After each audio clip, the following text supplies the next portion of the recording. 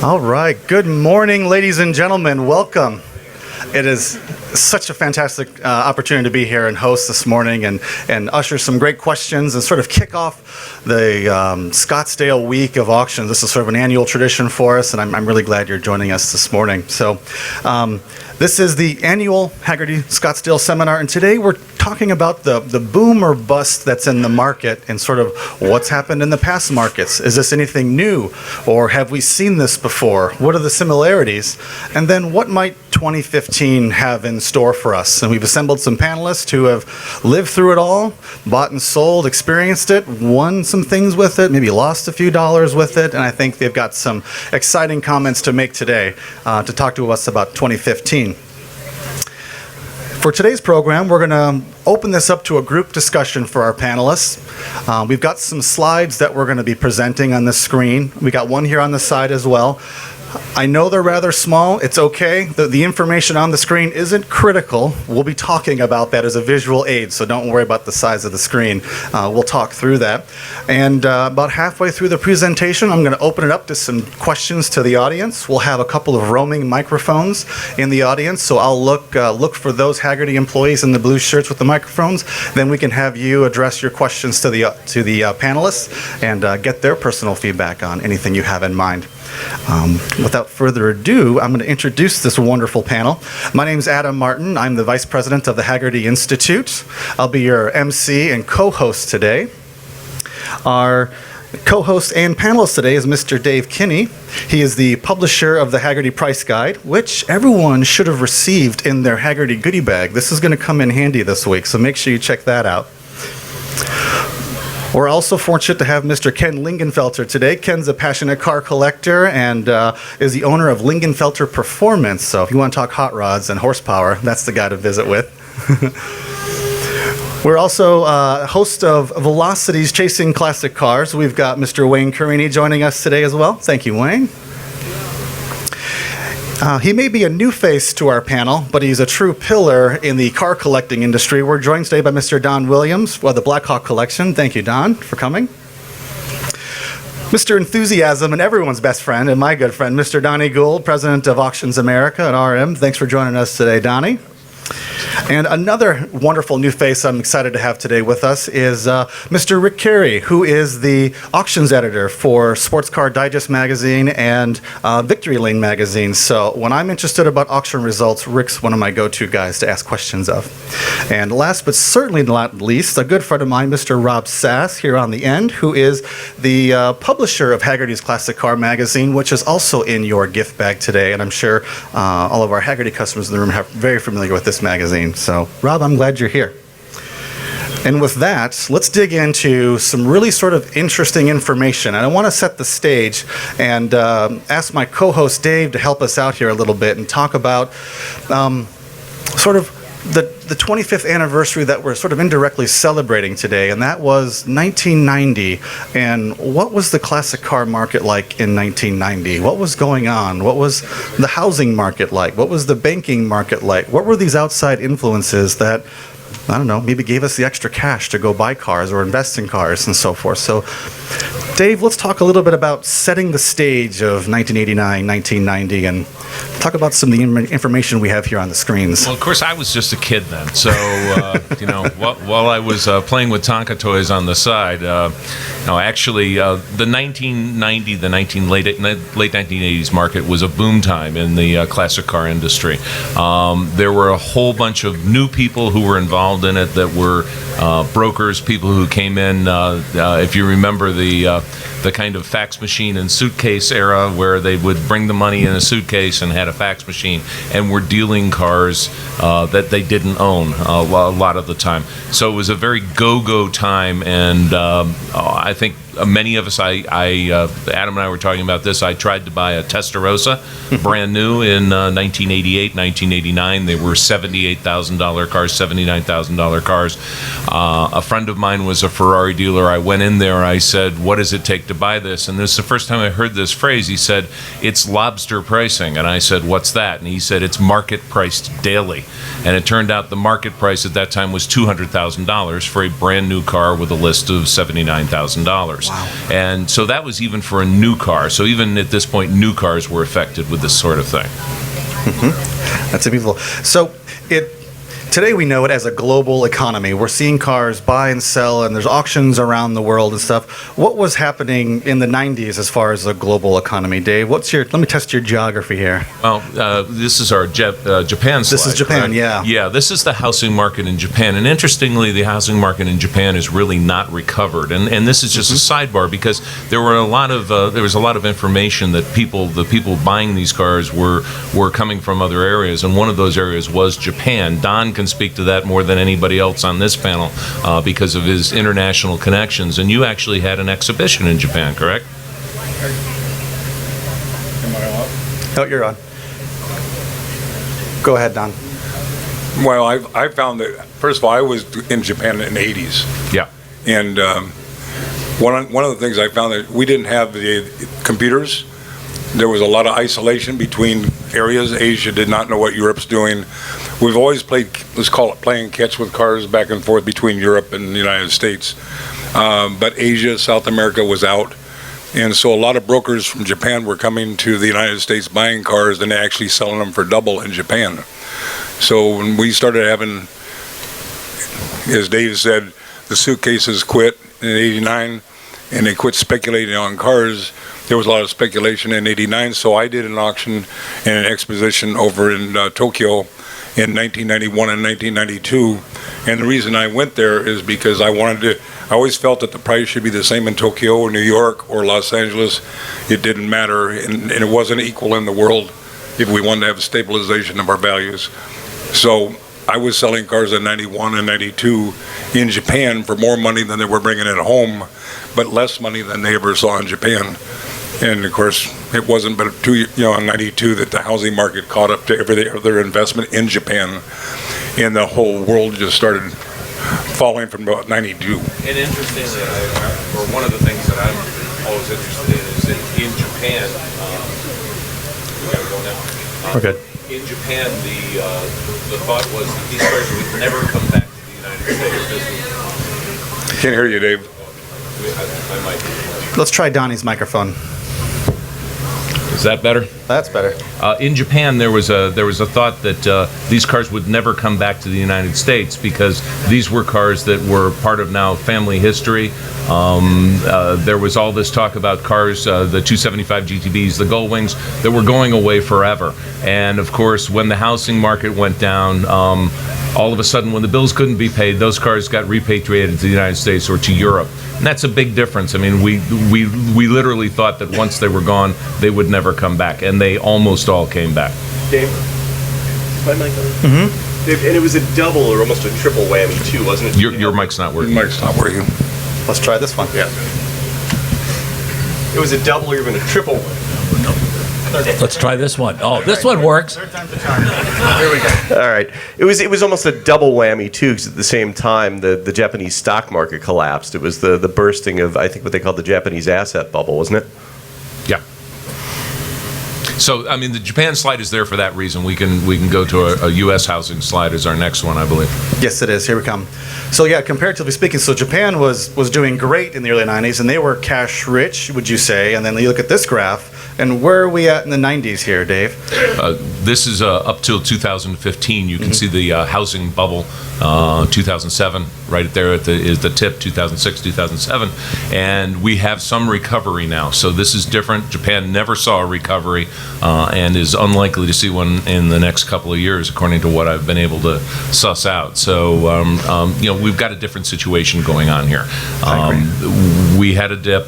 It's back. Yep. And I think this jumps us into the next slide, which Rob's going to explain for us. And so the housing market in Japan really they were cash rich, they were buying cars, Don was there supporting them, the U.S. market was slowing down. What does it all mean for the collector car market? And Rob, do you want to talk about this slide? Yeah, this slide just... Let me use it. You can use my microphone. Thanks.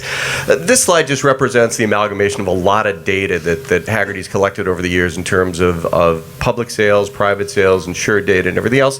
And it's a 0 to 100 scale that more or less tracks what was going on. It's there to illustrate how deep the troughs were in the two major market corrections that we've seen in the early 90s and then again in 2008 post-recession. Okay, that's helpful. So let's kind of talk about some cars and some real-world experiences. And I've talked to each one of the panelists individually before about some interesting cars that have been, kind of come through their hands in the past. And one of the iconic cars out there is, of course, the James Bond, the Aston Martin DB4. But then you throw on the beautiful coach work by Zagato, and now you've got something real special. What are you guys laughing about? How many times has this car passed through your hands, Don or Wayne? I know you've seen this before. Well, the Aston Martins have really taken off, really gained a lot of value lately. What's very interesting, and I thought it was at a housing seminar here for a few minutes, but So did I. I thought this was a real estate thing, one of those timeshare things where you got to listen to the seminar and you get free breakfast or something. They already did get breakfast. Yeah. Okay, you can go now. But it really has a lot to do with it, homes and equity in your home. So, we found a lot of people borrowing money against their houses, so their house, they bought it for $300,000, all of a sudden it's worth $1 million. Hey, I can take $800,000 out of the house and go buy some cars, and it became just a real boom. I mean, people were buying cars that, it was unbelievable what they were paying for cars. And so then all of a sudden things went bad. So we see a $2 million Aston Martin here, and then when all this housing market went bad, it went down to $800,000. Now the housing market is coming back, but what we're seeing, I think, in the current value of cars like this is that the housing market has nothing to do with this any longer. There's nobody speculating. There's nobody borrowing money against their home to buy these cars. These are being bought by people who really love the car, have the money to do it, and there's so few of these cars in the world that they're commanding these prices.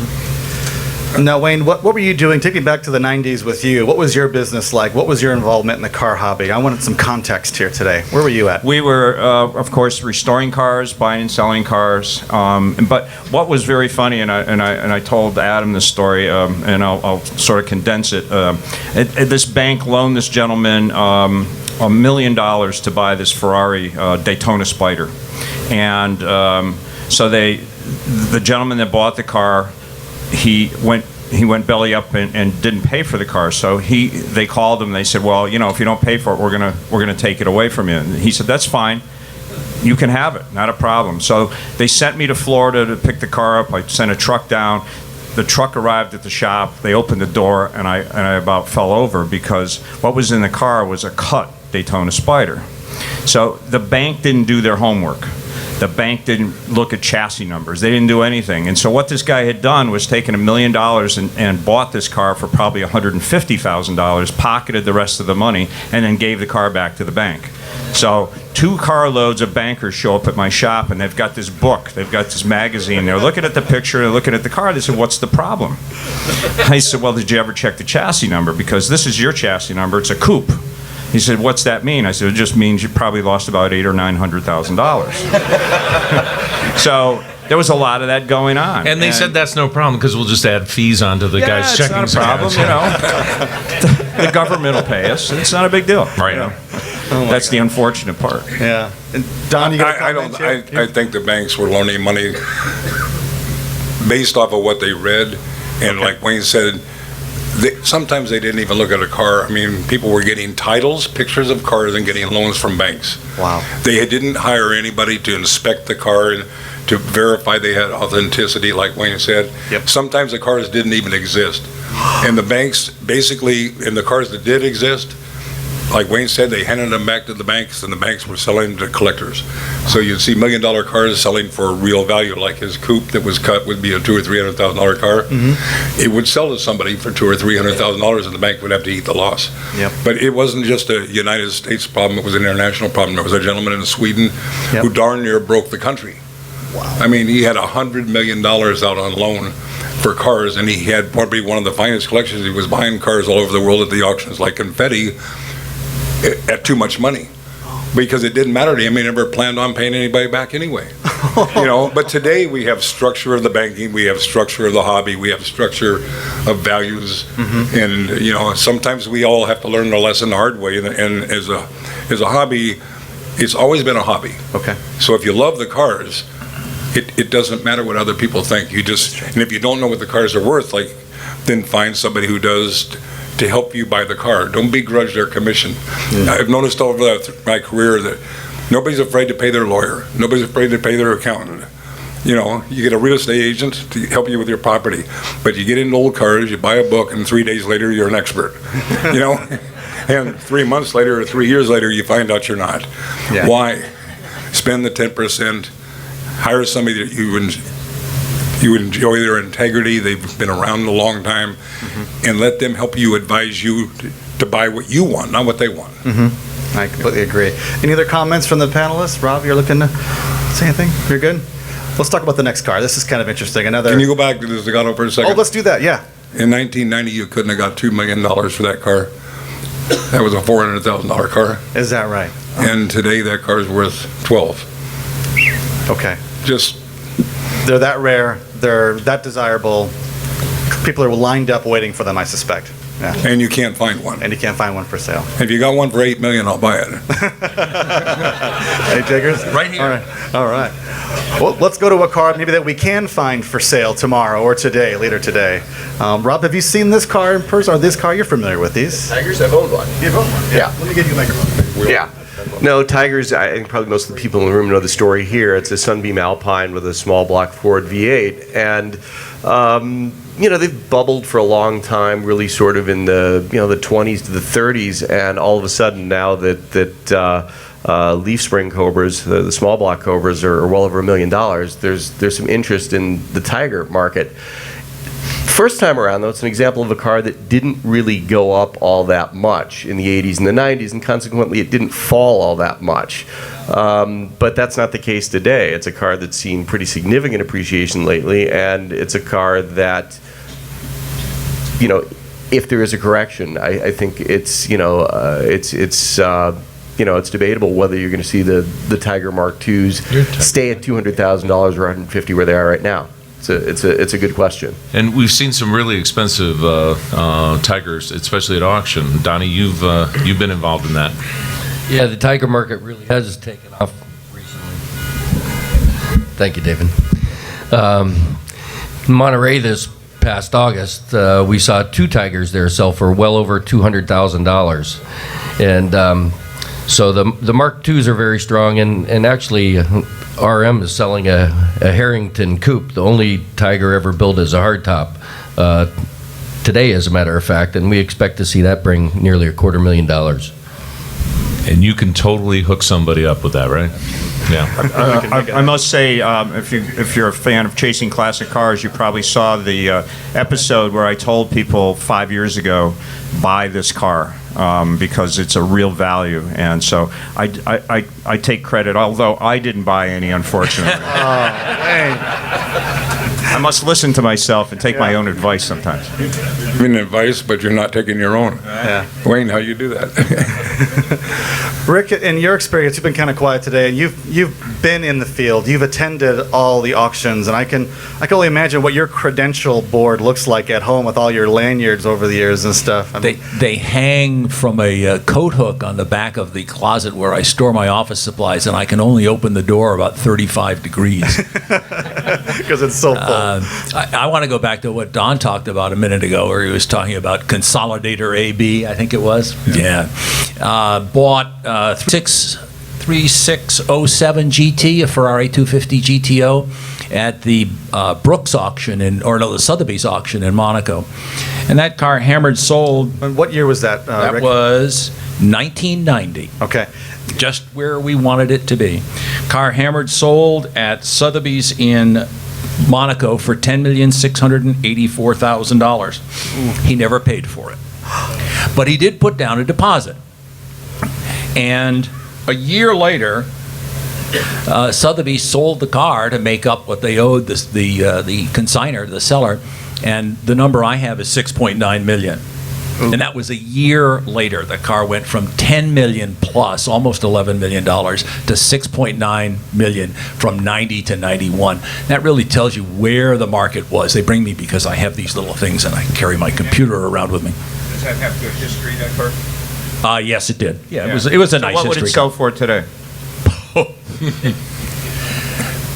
45. Yeah. Rick, can you and Don talk a little bit about it? I've always heard the market then described almost as a game of musical chairs. And when the music stopped, a lot of people got hurt. And the music stopped really suddenly. What was it like when the phone stopped ringing? I got into this business. I had exquisite timing. I decided that I was going to start an auction results reporting service, part of it with help from Mr. Williams.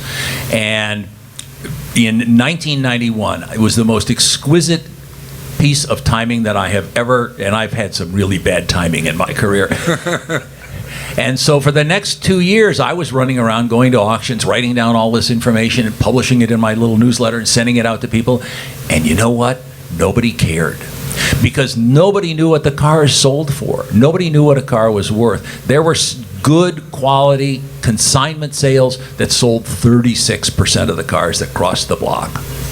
And that was because the market had gone up so high and then crashed so suddenly.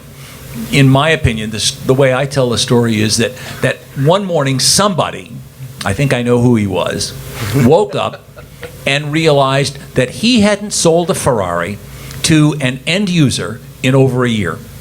That they were all being sold to speculators who were turning around and selling them to other speculators in a couple of months for a 20% profit, who were turning around and selling them to another speculator for a 20% profit in another 2 months. And 6 months or a year later, he was buying the car back at twice what he paid for it the first time, what he sold it for the first time. He suddenly realized that and said, no, there are no collectors left in this market. I got to get out of here. And so he cleared out his inventory. Everybody else looked around and said, wait a minute, we haven't sold a car to a collector in the last year either. And they began to clear stuff out, and it went down so fast that from month to month, nobody knew what a Daytona was worth. Nobody even had a clue. People were putting cars on the market for $800,000 when the day before they'd sold for $200,000. And it just went down so fast that nobody knew what was happening. How I've survived for the last 24 years, I have no idea. You wrote about it. Yeah. It's good therapy that way. You know, the difference between a recession and a depression, a recession is when you're watching your neighbor go broke. A depression is when you're going broke. You know, and I think that, you know, we've talked about a lot of high-end cars. We've talked about the big fall and nobody buying cars. But the bottom line is the people who did love cars didn't sell their cars. They rode the recession. And they kept their cars, and you couldn't buy them. It didn't matter what they were worth. And the speculators got out. And the people who took advantage of that were other collectors. So here we are in 2015. We don't have 1990. Nope. This is 2015. And end users are buying the cars, and they're keeping the cars. And believe me, if you want to buy a car, there's no such thing as wholesale and retail. If anybody disagrees, you know, correct me. But if you want to buy a car, I don't care if it's me, we all know I'm in the business, or end user collector, you're going to pay current market value, and you're not going to pay less. You know, and I think that's the main emphasis. They're trying to put a correlation sometimes between 1990 and today. It's tough. It's like a night and day. We have a computer. We have a complete one world. One light switch controls our whole world. That's a good point. You know, in 1989, 1990, we didn't even know what was going on in Michigan and California, or let alone what was going on in Japan or Europe. And we, you know, like I said, so there's a whole different set of demographics, and I would say even at the high end, when you were talking about the Aston Martin, but also stay like the Sunbeam Tiger. I mean, I've had 3 or 4 of them. I love them. Fastest car, most fun car you can ever drive in the world in a straight line. Yeah. Now, if you try to go around a corner, you might miss that corner. Don't try and stop either. Yeah, no stop. I know Rob's got a point to make, but I want to ask Ken a question because Don triggered something. It's about holding time. And Don, you mentioned how speculators were in, they kind of maybe muddied the waters, and then they got out. Now, Ken, you're a longtime car collector, and you were getting into the hobby at that time. Like, are there any cars in your collection still from the 90s that you purchased? You know, most of them. I guess there we go. There you go. Try this again. I guess really, passion's always been driving me right from the get-go. And I lost it again. Yeah, passion's been what's driven me in the car collection side of things. And I had a little bit of a reverse situation. I had a banker that really loved car collecting too. I think he was kind of living his life through me because whenever I wanted something, he was always there. Have you got his phone number? A couple times he asked, "Hey, did we get it?" You know, and I started to wonder a little bit. But you know, frankly, he was a big help, and he could never get away with some of the things that we were doing back then. Today, nothing illegal, just the money was always there. And most of the cars I did keep. You know, I started my early Ferrari collecting, thank goodness, back in those days, and it worked out pretty good. I was commenting earlier, the only real supercar I never acquired was the F50, and now it's kind of passed me up. I don't know that I'm going to pay the $1 million plus that it'd take to get one of those, but I had a good time. As I said, passion drove me, and the only thing I will say is I did get kind of hung up in the XK Jaguar thing, because I got to tell you, I think they're beautiful. Yeah. And I bought a number of them, and then started to learn the lesson about fixing them. And so I don't have any anymore. And I have to tell you, when I go to an auction, I tell my guys that if they see me going to bid on an XKE, to just kind of take me out back and strap me down with duct tape. I mean, I have to tell you, they're beautiful cars, and I still love them, but I just don't want to own them anymore. But at the same time, after I bought a number of them, it was always curious to me as to why they were so in demand. Yeah. And I got rid of them, I think, at a good time. All worked out pretty well. So I have a factoid on Jaguar XKEs. Mr. Database, what do you got? Here we are. This is actually one of the best ones that I found. These are cars that are selling here in the Valley this weekend or this week, and that have sold before. Here's a Series 1 flat floor XKE Roadster sold at Brooks auction at Quail Lodge in 2000 for $81,700. At RM sold it in Monterey 2 years later for $52,008. So from 2000 to 2002, that car took a almost $30,000 dump. It's here again at RM in Arizona. Lot 240, is that today or tomorrow? Tomorrow. That's tomorrow. It's here today or tomorrow with an estimate of $375,000 to $475,000. So if you want to see the profile of the XKE market, particularly in the last couple of years, there's the car. I hope it does well. I have one going to Amelia Island. It's a outside latch, welded louver, flat floor car, 100-point, 3 years in a row at JCNA. And I think those are the cars that are bringing the big money, is the cars that are really restored to perfection. People want instantaneous gratification, and they're willing to pay for it. And the Jaguar market is really hot right now. And that's very much what we're seeing. We're seeing the best of the best bringing huge money, and the rest kind of not doing all that well. I mean, look at going back to the Tiger. We don't need to go back to the slide, but we did have $200,000 Tigers. We might not have another $200,000 one for a while. It might be in the 180s or 190s, but spectacular cars bring that. But yet you can still buy a pretty decent Tiger for under $100,000. But the difference is more than $100,000 in restoration.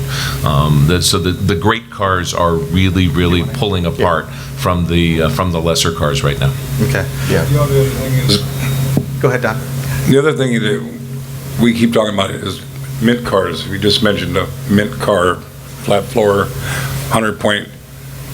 I think the best way to learn about cars is to try to restore your own car. Okay?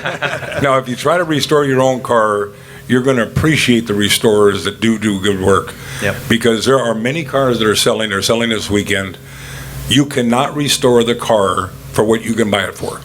Right. Somebody has spent 5, 10, 15 years, it's their passion, they had the car, but for one reason or another, they want to sell their car. Yep. Fastest way to sell a car is in an auction. If you spend time, and again, I suggest get somebody with you that you know what they're looking at, and you want instantaneous gratification without the headaches, then buy the best car you can find and pay a little bit more, because I can guarantee you when you start restoring that car, I could give you a car that you couldn't restore for the price it's going to cost you to buy it this weekend. So, Yep. I'm a proponent of auctions for certain types of cars. I'm not a proponent of auctions for certain other kind of cars. Sure. So I'm a mixed bag. I bet you there's some do-it-yourselfers here in the room. How many have restored their own car? Oh yeah, there we go. I know because you And asked how many Rob had the fun questions. doing it? Yeah, it's a good time. Yeah. Do the How many- knuckles- Wait a minute. How many paid a shop to do it? Couple. Okay. And how many enjoyed the shop? Okay. Hey, I got a couple. Yeah, you got a couple takers. That's okay. Rob, you got a comment? Yeah, I think my sense is before we open this up to questions, we can sort of take it back up to the macro level for a second and talk about the differences and similarities. And I think that it seems like the consensus, and certainly my experience, is this is still very much a passion, end-user driven market. Yeah. There is some speculation going on, but it's nowhere near the way it was in the late 80s and early 90s. And the level of transparency that you see now is light years away from what it was then, because obviously the internet, the 800-pound gorilla in the room that we haven't talked that much about, but transparency there is light years from what it was back then. But there are some things that I see that are somewhat similar to the way things were in the late 80s and early 90s. And Don touched on this a little bit earlier, which is, it doesn't matter who you are. There is no wholesale and retail difference right now. The last 3 cars that I've sold personally went to dealers for spot-on retail, exactly what I thought they were worth. And that was certainly the case in the late 1980s.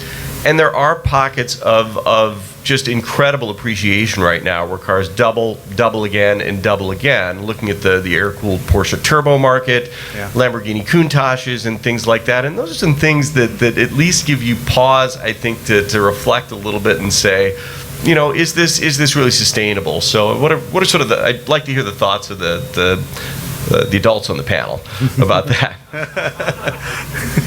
I think that what we have to look at is how many people in the world are car people, and how many people want a collector car.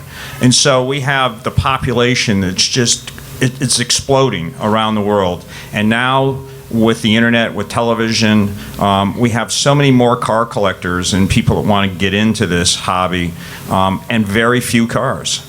So they only made so many cars, let's say up until 1970, and so many low production cars. And so those go for a huge amount of money because they only made so many. The restoration quality is great, but we have this huge population expansion going on. And I think that that's really what's driving the market and will sustain it for a long time. Other microphone. Adam? The thing is, in the collection, of late, we've gotten a lot of people from Europe and the other parts of the world that have come through. We had a group through from North Korea the other day, and they're just amazed at our car market, and they want to be in it. And the more we see... You mean South Korea, right? South Korea, sorry. I mean, we all saw the movie a couple weeks ago. I don't think that ended real well. So Yeah, I'm guessing he Good probably catch, wants Dave. a few of those cars, too. He likes our basketball and everything else, but... but we can give him Rodman, no problem. There you go. They can have him, right? Yeah, but the fact is that, there's a whole different group over there that's really interested in our car market over here. They just don't have anything like we have. And I always get a kick out of watching them, listening to the comments they've got along the way. So I love it. Donnie, you've been, you're a restorer like me and like many of us in the audience, and now you're in the dealer business. You're talking about Donnie. Donnie Gould, Mr. Sorry, the other Don on the table. You said I apologize. restorer, so we knew you weren't talking about me. Okay. So we talked about passionate and people buying and holding and buying because they are enthusiasts. Do you see amongst your collectors and buyers at the auctions, are you seeing a good consistent group of passionate enthusiasts always buying? Are you seeing speculators coming in and sort of muddying the waters again? Well, I think today you might consider the dealers the speculators. Okay. Back in the 1990, there were dentists that were speculators that were buying cars and loaning money to car dealers that were, flipping these things at 20% each week. Okay.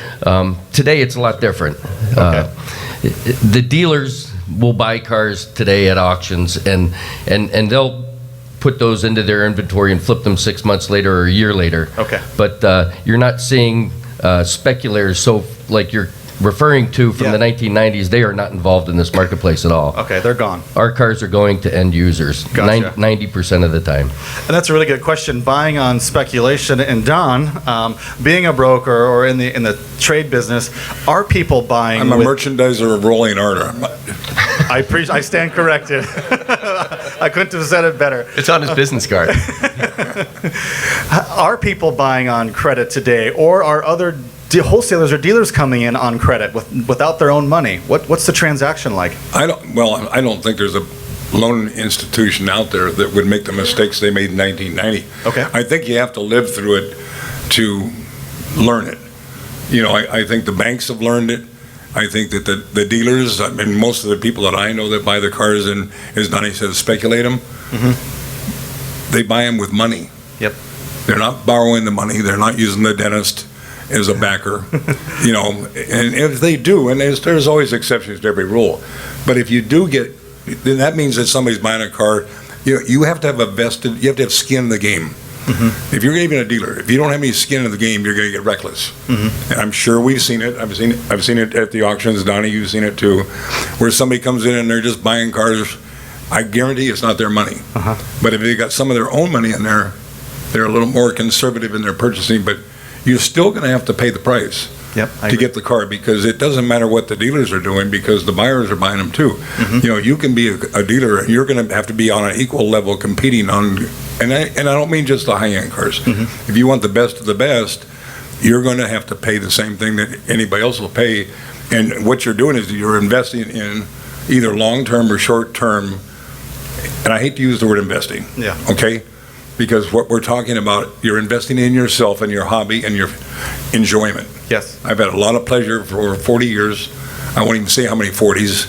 I started when I was 19 years old in this business. Wow. I dealt with Donnie's dad, as Donnie knows. He taught me a lot. And I think that's one of the things, if you learn from your peers, the elders, I'm one of them, just learn from the older collectors and listen. Yes, the computer's out there. But where you're going to really get your education is learning from the people who have lived through it. And I'll give you one example, and I'll shut my mouth. Lamborghini Countaches. I speculated. I was buying them in 1987 and 88, and I was buying them for $125,000, and I was selling them in Japan for $175 to $225. Okay. When the light switch went off in America, when I went to Japan in 1991, I only got rid of 2. I came home, and right here in Arizona, I sold my last one. I had $150,000 in the car, and I sold it for $50,000. Wow. Now that's the depression. That's not a recession. Okay. That hit your pocketbook. But it's also a lesson. I got a PhD in investing in classic cars. I didn't like Countaches personally, but I was speculating on what I thought you wanted. And I found from that point on, because after 40-some years, you are going to hit a hiccup in the road once in a while. But what I found is that when I buy cars that I personally love, that's all that matters. Yep. Yeah. I like it. Let's talk about the. I've got one question for the panel, and then I'm going to ask my Hagerty team to help me with microphones, and you'll be able to see wandering microphones in the audience here. But Donnie, when you and I started talking prior to this, we talked about sort of the business practices of the day and how you showed people the cars that you had for sale, and that involved like the photo mart and snail mail and what have you. And I say this because of Don's earlier comment about the singular light switch, and I think technology has brought the world together, and we can instantly share photos of our favorite cars and tweet them and post them, and that sort of makes it easy to buy an international car. But Donnie, you shared a really fun story with me about how you used to sell cars back in the day. Could you share that with us? I think these microphones actually came from North Korea. So. Is that right? Yeah, back before computers in 1990, the market was really hot. I mean, you could sell a car in a matter of minutes. And what we do back then, we didn't have computers. So when we got a car, we'd run down, we'd take photos of it, get the photos down to the 1-hour photo shop, sit there and wait for them to be developed, bring them back to the office, get a copy of the title, put them in a FedEx envelope, and send the photos off. And that's how we did it back then. And Don, you probably did it. I still do. But I use email, but I will say, You delete your emails or you move to the next one, right? So if you're offering a car to a client, he's going to go to his next email. You know, I get too many already, and I don't like email, by the way. I use the phone, make 100 calls a day. But what I do is I follow the email up with 8x10 color hard copies. And sometimes I'll get people call up and they'll say, the wife will say, buy a car or get rid of the pictures. They're on the dining room table. So I have allies in the wives. I love it. That's great. Any other experiences? I mean, Wayne, Ken, anything about how technology has made it easier for you to collect, or how you see it helping the industry be more healthy? Well, sometimes it's not as healthy. So sometimes all of a sudden we have an expert on the other end of the phone, you know. So they've done their homework, they've looked, they've said, well, you know, I've seen this car for sale, this car, how come you're asking this much for your car? And you know, it's hard to determine. You'd say, well, when did you see those pictures? Well, they're on the internet. Well, when were they taken? Oh, 4 years ago. Well, the car's certainly not worth that amount of money today. So the internet can certainly help, but it also can really hinder the process because people have incorrect information that's not up to date a lot of the times. I would interject into that conversation because I think the internet, while it is a marvelous resource for disseminating information and for transferring information, the internet also is an absolutely barrierless microphone. Anybody can set themselves up as any kind of an expert at any time, bash a car, promote a car. The best research that you can do on the internet may or may not return good information, because people just have the opportunity, this just boundless opportunity, to carry on and represent themselves as experts. And unless you really look at the bona fides of the people who you are listening to, you can get some really bad information really quick. Yep.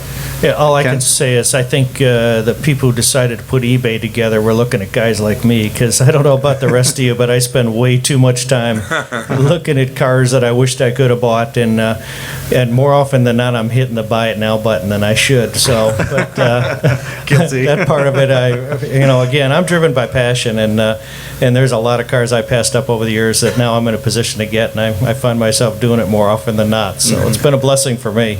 Everybody's committed their share of crimes of passion on eBay. Indeed, indeed. So hopefully that sort of stirred up some curiosities and interest from you. I've got 2 microphones kind of wandering around. We'll look for hands and we'll start queuing you up. And I see one right over here. We'll start with you. And here comes Matt with the microphone. And then we'll come over to here next. He's coming. Big room today. Hello. We're from Maryland. We got a group of us. One thing that I've got to ask, the difference between now and 1990, what's the demographic? I'm 40 years old. Every Cars and Coffee, every car show I go to, I don't want to insult anyone here, but Go ahead. you know, Go ahead. Your panel's the panel's a little bit older. a lot of the cars that you guys are putting up there, you see in Cialis and Viagra commercials. Yeah. Good question. Good question. And your point would be? Sorry. Yeah.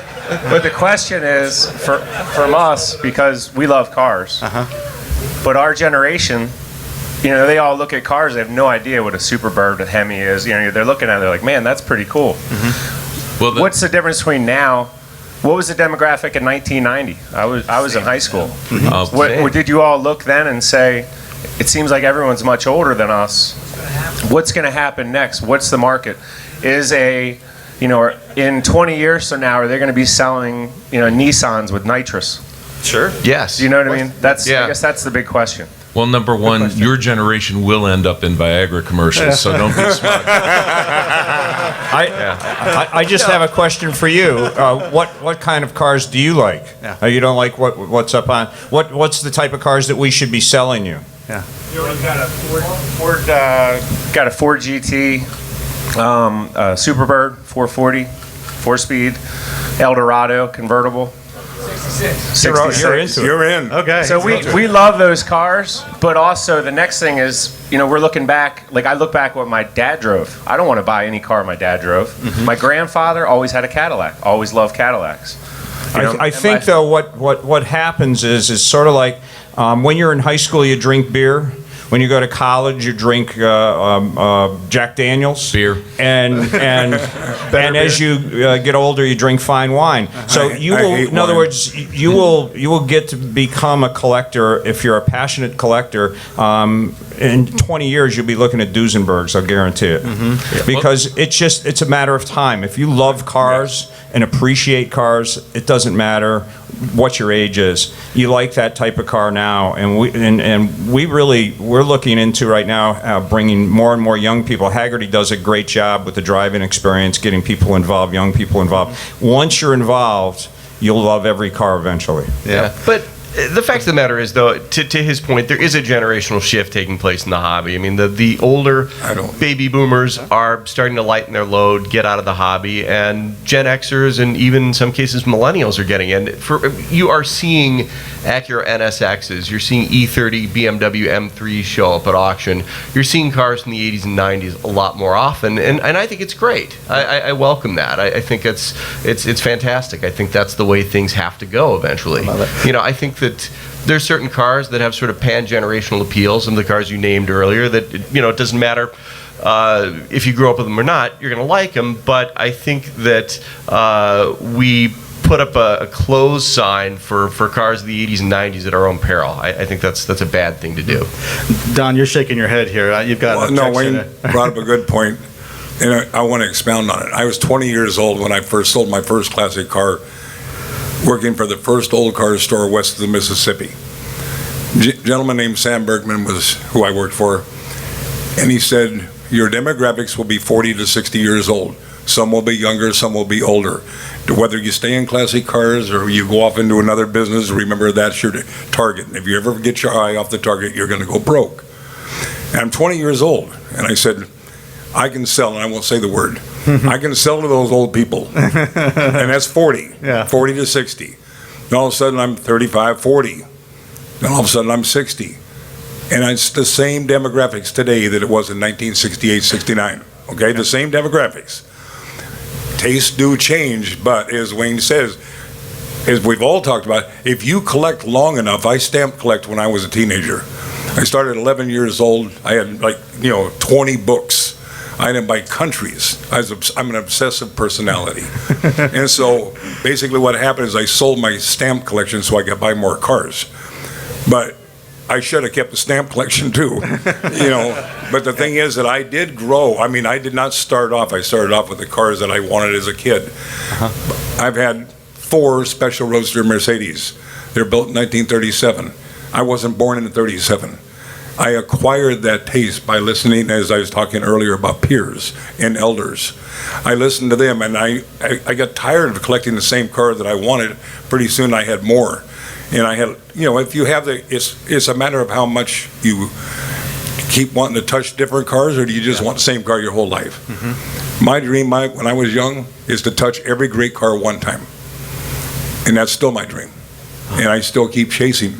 I have less to chase, but that's the fun for me. Some people want to collect all the Porsches. Some people want to collect all the Ferraris. So I think everybody's an individual. Some people want American cars. Some people want foreign cars. So I don't think I'd pin it down and say the Viagra group, which you will be part of, Yes. I think the collecting bug is a continuum. You never go into collecting focused on your first car, which was the car that the high school football star drove when you were in high school and you couldn't afford. You go into collecting, you buy that car, and then you expand on that experience. You do that, you move on and you try vintage racing, you try vintage rallying. You use that up for a while and you realize that there's another whole group of people who drive hot rods. There's another whole group of people who drive classic cars. There are another whole group of people who collect early Ford V8s. And there are all these different avenues, and eventually most collectors move through that process before they end up selling their collection in order to fund their grandkids' educations. We had a question over here, and I'm going to get to you next. Right there. Brian, you're coming. I'll tell you what. I'll give you the question next. And Brian, can you help this gentleman over here? I'm seeing a proliferation of really good collections coming on the market in the last 2 years. Is the smart money leaving? I've been watching that my whole life. Changes of generation. Yes, when you get to a certain age, you're going to deplete your collection. It's happening right now. It's happened throughout my career. But there's new people coming in. As people leave, there's a 7 to 10 year collecting for people who, but there's lifers like me, okay? And not everybody's a lifer, and some people just settle in. So there's so much different variations here, but there's always going to be somebody at the age that they want to sell off their collection. But there's always going to be somebody coming that wants to buy it. That's why we see a continuing changing market. Wayne sees it more than I do because he travels a lot more than I do. I used to travel, but he can have it. Yeah. I think it's a numbers game mainly. The baby boomer generation is enormous. The oldest of them turned 70 this year, the ones born in 1945. And I think that the World War II generation seemed to think that they'd be around forever and didn't look at it sort of lightening their load earlier. And I think that the baby boomers are thinking about that more in their early 60s, lightening their load. We have to pay for Viagra, so. Yeah, exactly. And it ain't cheap. Well, there's a generic coming out of here. Just wait. I think with some of these collections that you're seeing sold off too, a lot of people look at their families and they say, okay, I've got 100 cars. Who in my family am I going to leave this to? And they're finding that maybe some of the people in the family just don't like the cars. Yeah. They're not into it. Their father was into it, but they don't really like to do that. They're playing golf or something else. Yeah, when I'm gone, I don't want to leave my collection for my wife's new husband. So. Yeah. Right. So, I mean, they're selling their collections off. A lot of people, though, also, the microcar collection's a good... Bruce Weiner. Bruce's collection. So he does this every 5 or 10 years. He collects till the building's full, and then he sells them off, and he starts all over again. Yeah. Because, as we say in chasing classic cars, it's all about the chase. Yeah. Can I just interject? Of course. They invite me because I have the numbers. So this week in Scottsdale, we have, as I'm sure all of you are aware, the dissolution of a collection. Ron Pratt is selling his cars at Barrett-Jackson. He sold 110 of them on Tuesday. He's selling another 37 or 38 on Saturday of the high-value cars. Those cars crossed the block on Tuesday. There were 110 of them. He realized $13,272,000 for those 110 cars. And scooters, and that's Tupolev airboat thing. Yep. 22%. There were... Top secret. I'll share this with you later. There were 60 of those cars that were already in my database by VIN number. These are cars Ron brought at auction. He liked buying at auction. And so it's easy to track them. And they were already in the database. Sold within since 2004. I put the cutoff at 2004, which is apparently where he began to buy cars. Out of those 60 cars, if you take the price that was reported for the cars when they sold the first time, and the reported price with commission today, commission on both sides, $1,851,000 to the good. Only 15 of those 60 cars sold for less than what he had in them, and one of them was a charity sale where he just paid because he wrote the check to somebody and got 50% back from Uncle Sam. If you look at those cars, they brought a total of $8,425,000. You compare that with what he paid for them, it's up 22%. Not bad. Now, this is a guy who is selling because his interests have changed. There's no impetus for him to sell. He doesn't have to sell. His interests have changed. He's doing different stuff. He's flying more airplanes. He's got more helicopters. He's got some place out here in the dunes where he and his buddies go off and tear around on Odysseys and sand rails. but it's just time to move on and do something else. But that's the genesis of that particular group of cars here in the Valley this weekend. But getting back to the question, this is a gentleman who sold a real estate development company here in the Valley, I believe, in 2005, 2006, at the height of the Arizona housing boom. So he does have a proven track record of getting out at or near the top. So I wasn't going to mention that. who knows? And that's just good business strategy, having an exit opportunity. And we got a question over here at the microphone already, and we'll come over to you next. First of all, It doesn't work. Go ahead, try it again. okay. Or not. Says on. First of all, thank you, gentlemen, for sharing your time, your experience with us. This is to Wayne Carini. You're in the Ferrari business. I know you're a Ferrari expert. Where do you see the 308, 348, 355 cars going? And any other gentlemen that'd like to jump in on this? I just bought one. What did you buy? I bought an 83 Quattrovelli. Oh, yeah, that's early right, in the that's summer. right. This is Wayne's free advice today, so come to my couch. I'm going to tell you what to do. 308s are on the move, early 308s. 77 carbureted cars especially, and GTBs are the ones that are really in demand. So I see that 308 market continuing to rise. Just buy a really good car, and don't be afraid if it's got the belt service done or not, because you'll probably want to do it yourself anyways. A lot of people are hung up on that belt service thing, and just buy it and get it done so you know what it is. 348s I don't see going anywhere anytime in the future, and 355s, they will probably climb a little bit in value, but you're not going to see the rise like a 308. So 308s, 328s have already taken off. I mean, now a good 328's $100,000 for a low mileage, really good 328 and above, 100 to 150. Yeah. So because of that, the 308s will rise, and I don't see anything happening with the 348, 355 market. Yeah, the 308, 328 is the last Ferrari really that has a lot of DIY potential. You're not necessarily married to the dealer. The aftermarket support is incredible, and for way too long they were just too cheap. I mean, they were priced until very recently lower than 911 SEs and 3.2-liter 911 Carreras, and that just was a situation that couldn't possibly last. Interesting. Are 365 GT4s and 512 BBs even better value? Well, buy one today. Yeah. Because you watch the market go crazy. I mean, It's already moved up. the but it hasn't moved up 365 like a lot of BBs others. are crazy. Yeah. And the 512s, I mean, I've bought a couple of them in the last 2 weeks. So Yeah, compared to a that Mira, they're a market's screaming going. deal. Yeah. Interesting. We got a question right here still, right? Right here. There we go. Thank you. This question is for Wayne. You show up in, what is it, Fortune magazine once in a while? Forbes. Forbes, sorry. Yeah.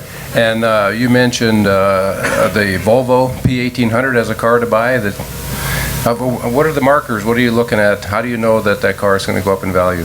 Well, they've already started to climb in value. We've got a great looking car. Volvos, of course, didn't make too many collector cars. I think that the 122Ss are still great cars, but I don't see them going anywhere. It was Volvo's sports car, and so if you really look at sports cars and where they're going, they're great driving cars.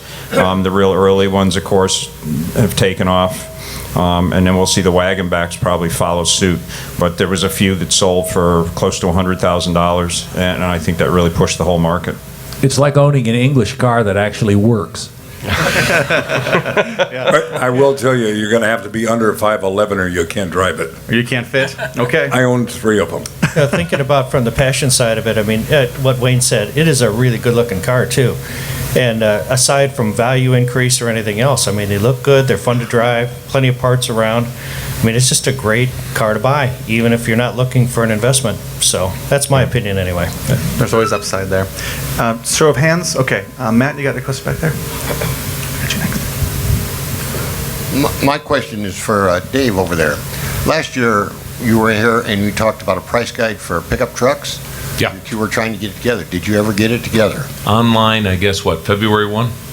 It's online now. Yeah, we'll have it online. We actually have the pricing, and it's just basically getting. It's up it is up now. It's up live now. I can probably step in and help Dave answer that. Great question. Trucks have been a booming market for us. We see them on the insurance side climbing in values, but also being added to insurance policies.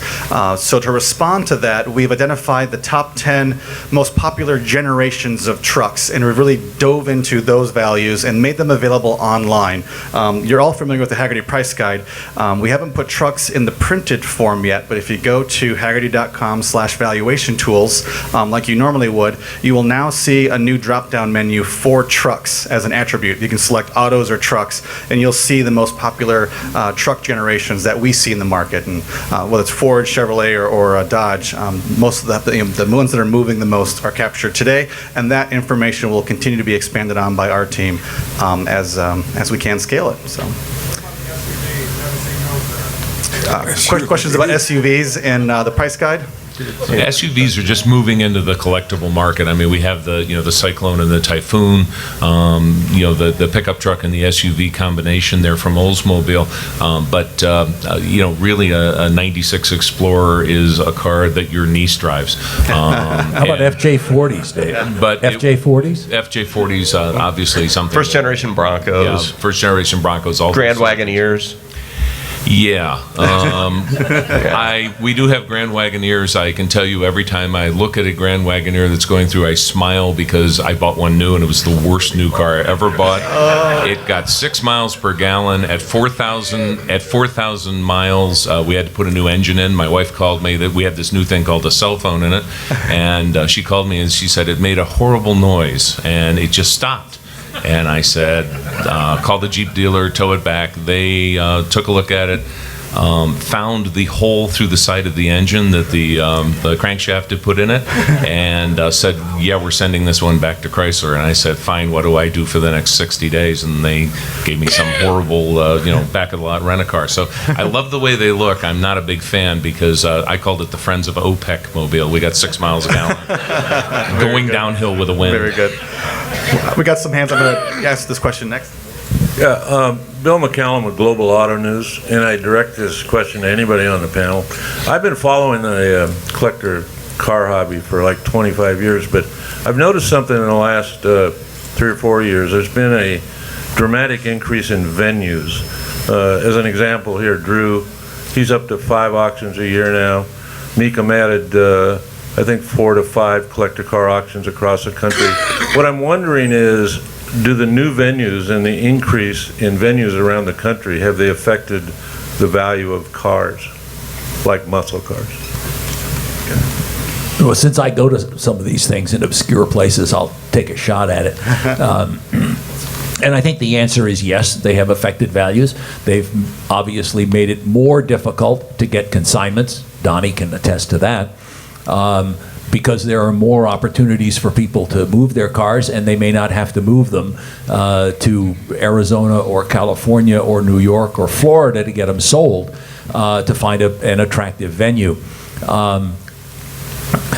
Has it increased the value of cars because there are more venues? I think so. It has exposed the auction market to more people. The television coverage of the auction market right now is fabulous. And I can, you've been there. There are people who watch Barrett Jackson or Meekum on TV, and for whom it is a life's goal to attend an auction firsthand. And if they come, quite often, they bring money and they buy a car. And that helps, it drives the market for everybody. And I think one of the things that I've observed recently is that for a long time, people were very protective of their own market. They were very protective, and they would badmouth the competition. And I think in the last couple of years, people have realized that the competition is actually good. It exposes the collector car hobby, not just the market, but the collector car hobby to an ever-increasing audience of people who are really interested and who are really receptive to the message. And that helps everybody. One of the auction companies that I happen to work for where I do introductions on the block is Lake down in Texas and Oklahoma. And they have been amazed at how much Meekum's arrival in Texas has improved the market in their auctions. So everybody's back gets scratched. It's pretty amazing. Does that go for like other automotive events, whether it's a Concours, a Cars and Coffee, a neighborhood gathering? Do you think it's all complimentary and supportive? Oh, absolutely. Okay. One of the things that I'm really big on is the importance of events for expanding the size of the market. So many of the things, my favorite example of the importance of events is if you look at cars that are eligible for the London to Brighton run. Any car built on December 31st, 1904 or before is eligible for Brighton. Any car built on January 1st, 1905 is not, period. That's the cutoff. And if you look at the values of the exact same car built on December 31 and it's the next car off the line that came off the line on January 1st, the value of the Brighton eligible car is 25 to 50% more. Yeah. Simply because you can use it for that highly desirable event. I agree. Cool. Brian, you get a question over here? Or we have a question from a live streaming audience, is that correct? That's correct. We have a question from John on YouTube here. He says, 20 years from now, with all of the tech features in cars, current cars, is it going to be too cost prohibitive to restore them? That's a great question. Yeah. What's the restoration? Yeah, Rob's into this. I think that we've talked about this a lot. I think the junkyard of the future is going to be filled with cars with good engines and transmissions, good bodies, but are economically not viable to repair because of the electronics. And we're already starting to see it. If you've got a first-generation 7 Series BMW and the iDrive craps out, well, that's a $4,000 or $5,000 repair on a car that might be worth $6,000 or $7,000. It's a donation to the kidney fund, or it goes straight to the automotive recycler. I think that's going to be a very real issue with complicated electronics. Any sort of post OBD1 car, I think, is going to be a challenge for people in the future. I'd like to kick that question to Ken, because you're in the business of modifying these modern cars, and you know just how complicated they are and what it takes to modify them and keep them going.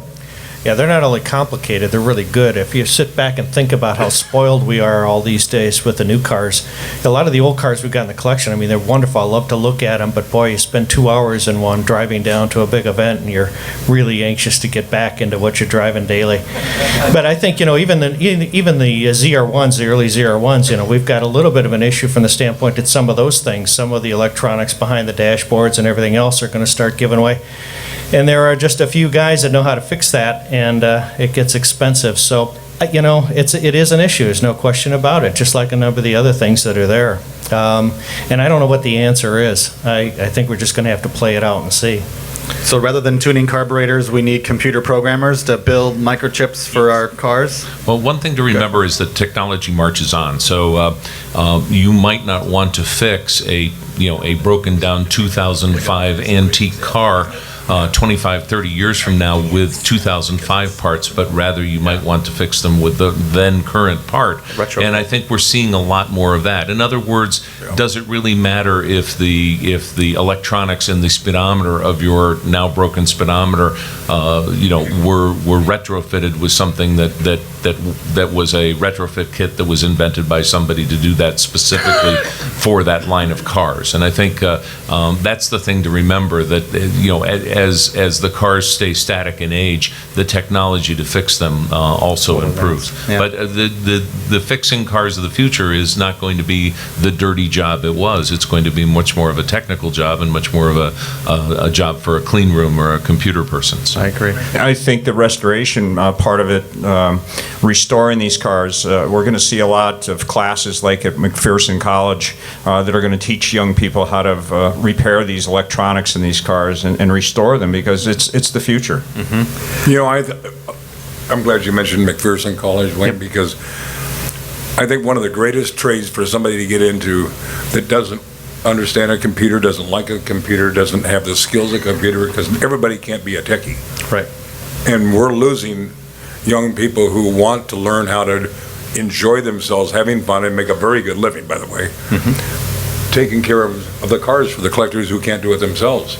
And I think the hardest part is to find the young people who want to spend the time and invest in themselves, the skills to be able to have a lifetime career. And if you're good, you'll be in it for life. And I think that that's really important for the future of collecting, is to, the gentleman back there that's 40 years old, I'll keep referring to him, 'cause he's young compared to us.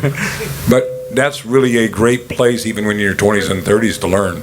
You know, if you learn it, you'll never forget it, and you'll be able to take care of people's cars like me. Yep. And get paid a lot of money. I like it. We have a question in the back here with Matt. My question is primarily for Dave, but any of the panelists, please jump in. I'd like you to talk about the ever enigmatic original car valuation. Just to give you a quick example, I have a good friend. He's sitting in the back here. He's got a 1947 Ford Business Coupe. Basically a barn find.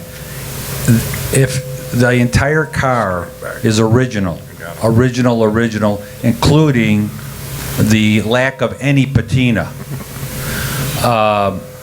how does one value this car today?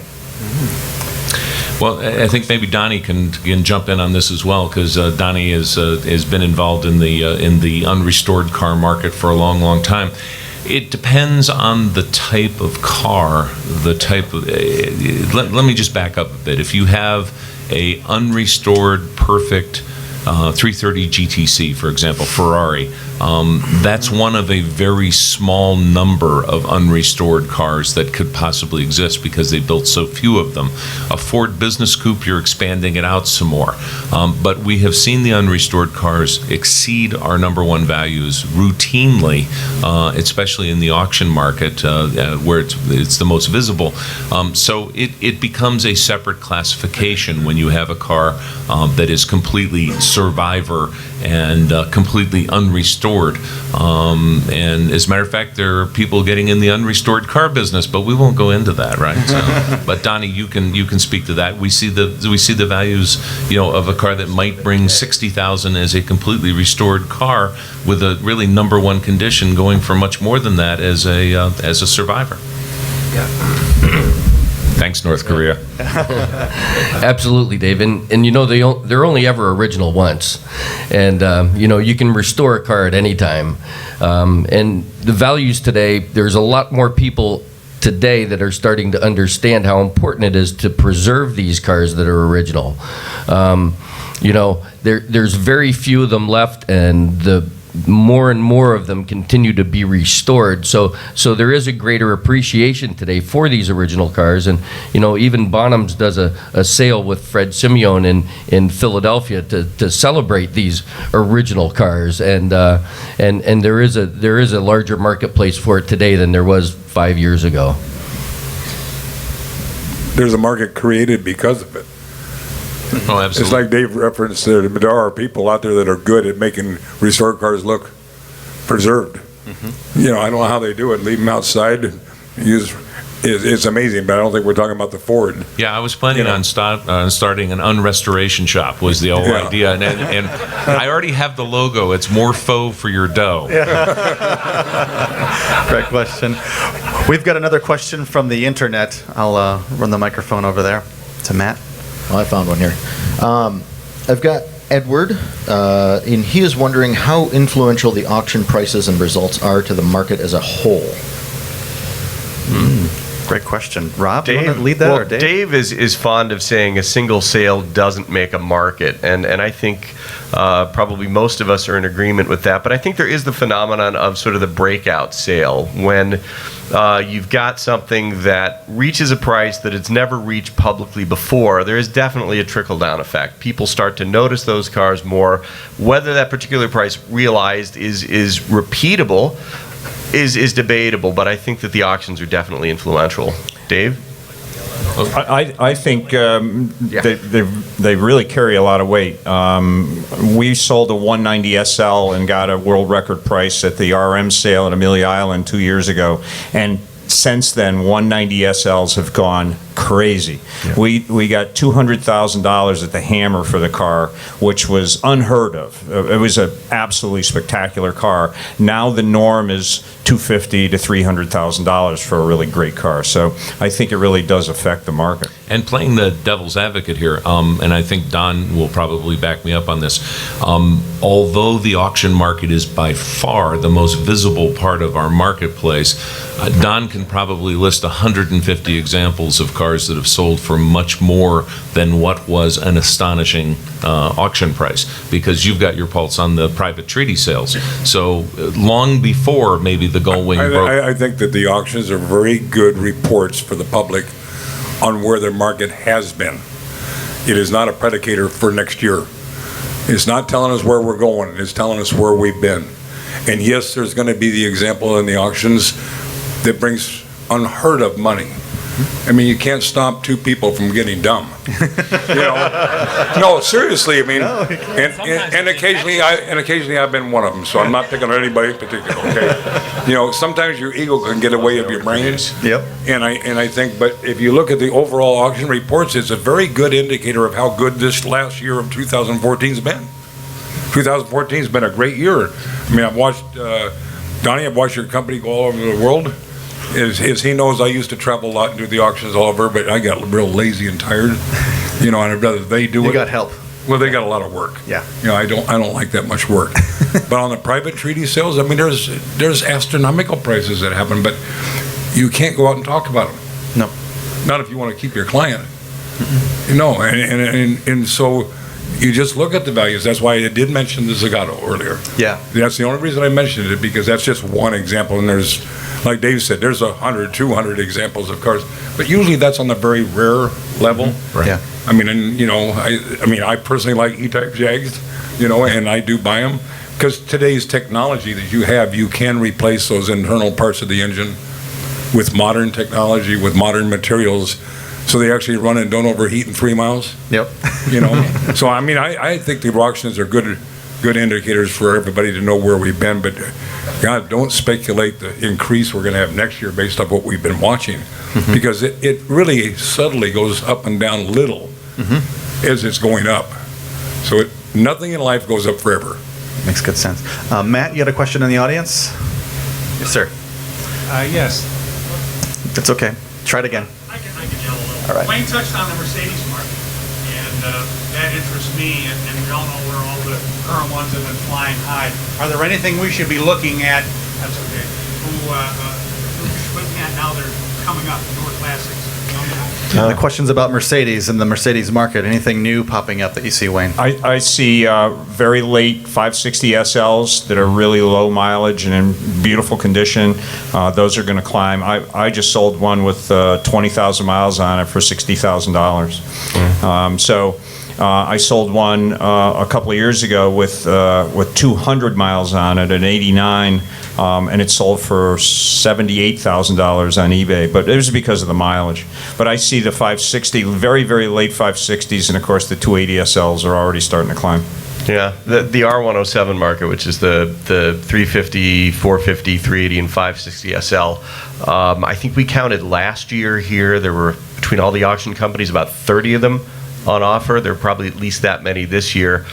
Strangely enough, the gray market cars, the non-official imports, the 280 SL of that generation with a manual transmission, the small bumpers and European headlights, you used to not be able to give those away. Those were $5,000 and $6,000 cars all day long, and now I'm seeing asking prices well into the teens and sales probably in the low teens. And I think those are pretty neat. I think that R107 with a manual transmission is a pretty cool car.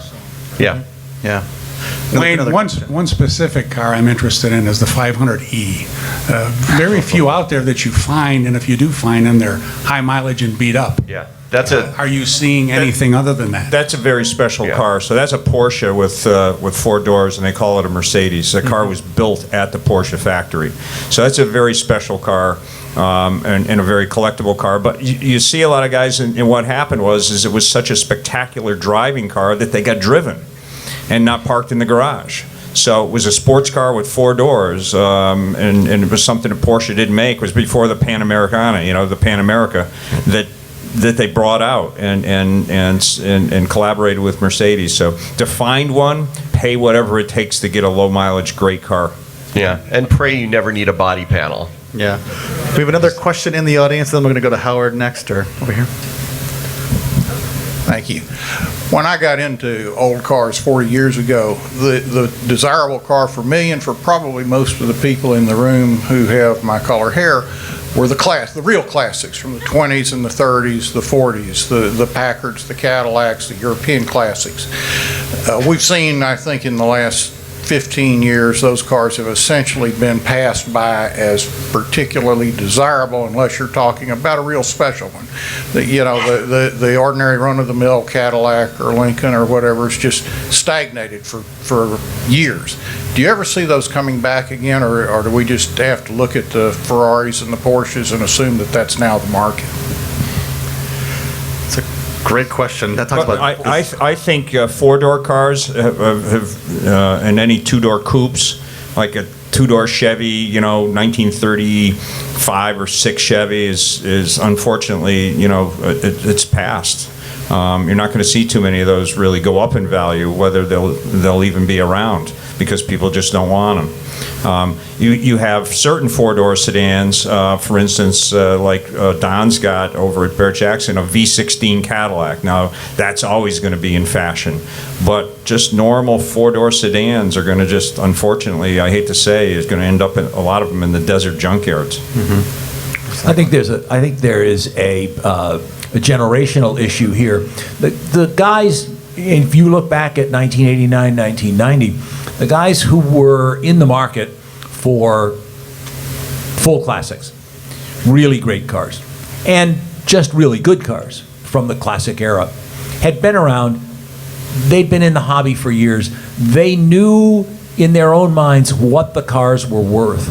And when cars that ended in vowels took off, these guys didn't go.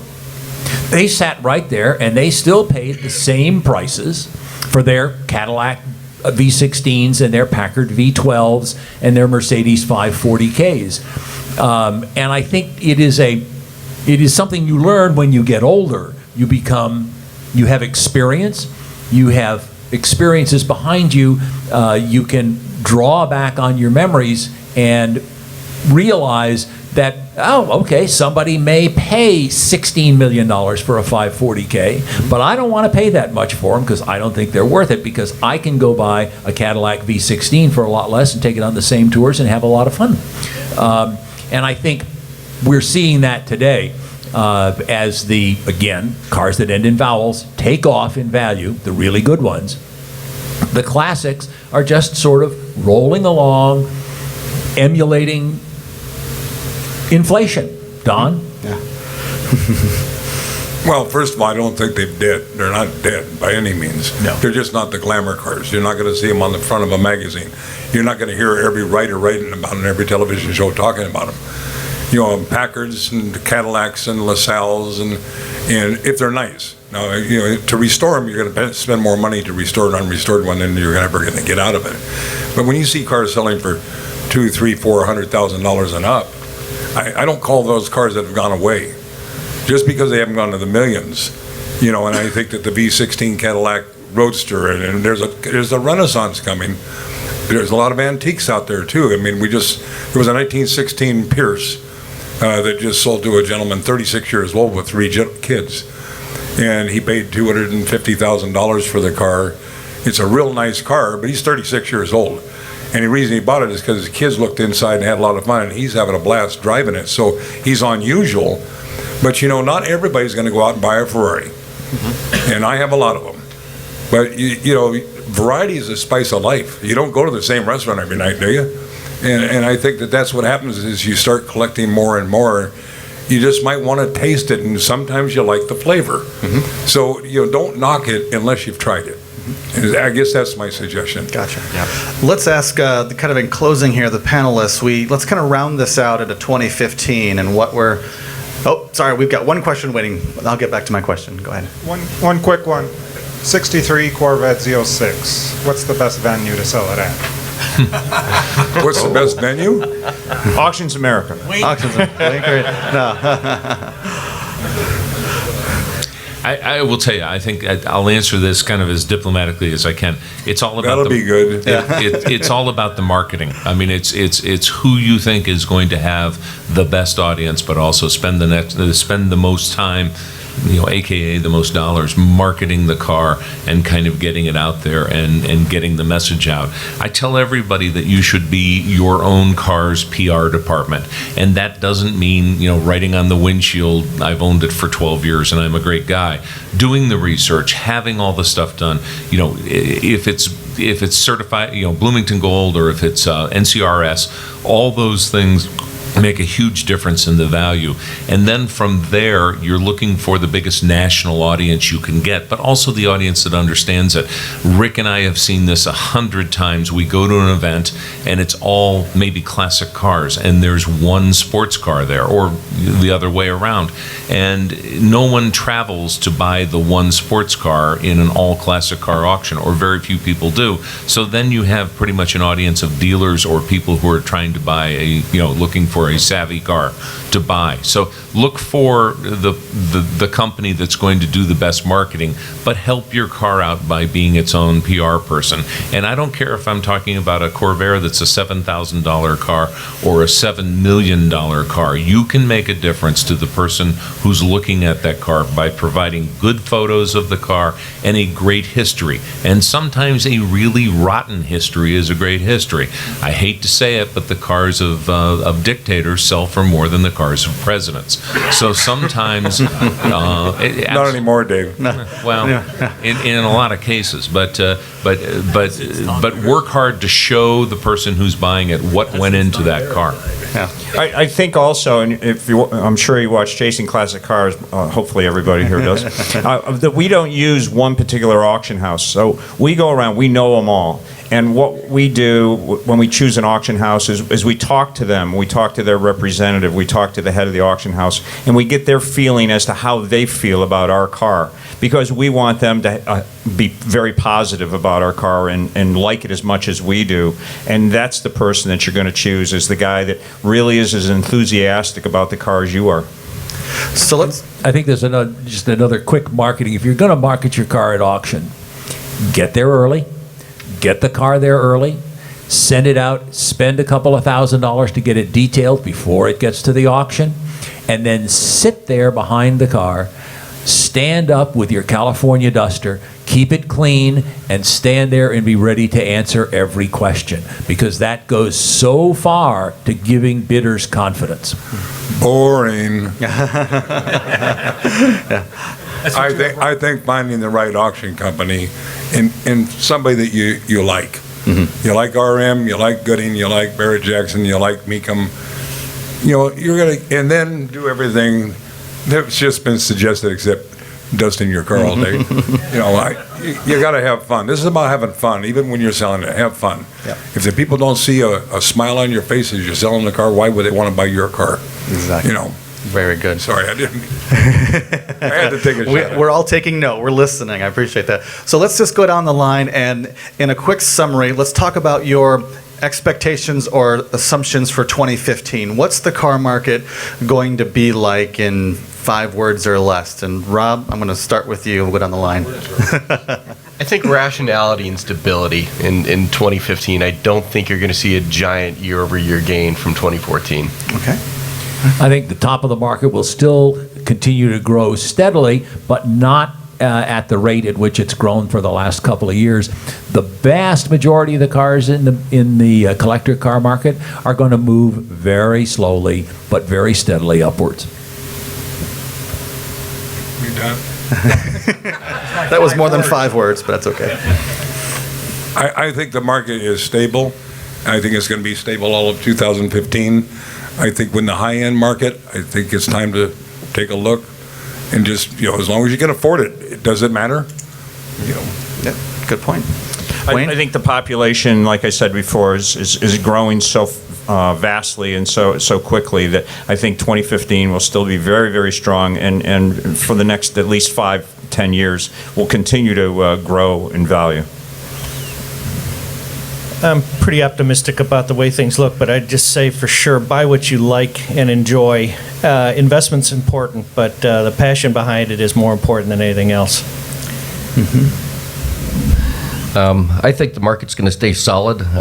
We've seen a really good solid rise here the last 5 years, and as long as the banks keep the interest rates low, I think you'll continue to see the market rise.